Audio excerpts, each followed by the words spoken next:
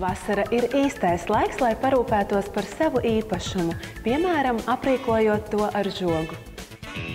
Latvijas un ārzemju tirgū pamatīgas kāpnes namiem un izturīgas betona žogu stabus jau vairāk kā 20 gadus ražo uzņēmums ar nosaukumu Pamats & Co. Uzņēmums atšķiras ar to, ka ražo nestandarta produkciju, kas nozīmē, ka jebkurš pasūtītājs var izteikt savu vēlmi un uzņēmumu pieredzējušie projektu menedžeri, dodoties pie pasūtītāja, veicot mērus un uzklausot idejas, izstrādās attiecīgo projektu un tāmi.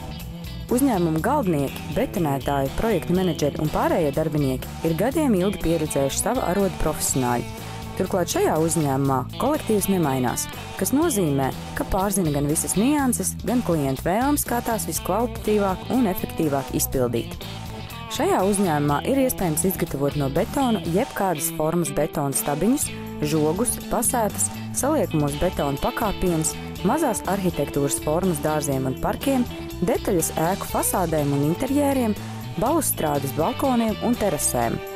Uzņēmuma lepnums ir tas, ka viss tiek darināts ar rokām, līdz ar to tiek garantēta augsta kvalitāte un sniegtas garantijas. Uzņēmums ražo arī krāsains un rakstainas cementa flīzes, kuras rotā katedrāles, pilis, vestibeles, ēku koridors vai baznīcas grīdas. Šīs saražotās Pamats & Co flīzes ir rets produkts Eiropā. Turklāt flīžu darināšanas metode pēc sentāla metodēm garantē izturību vairāk kā 100 gadu garumā.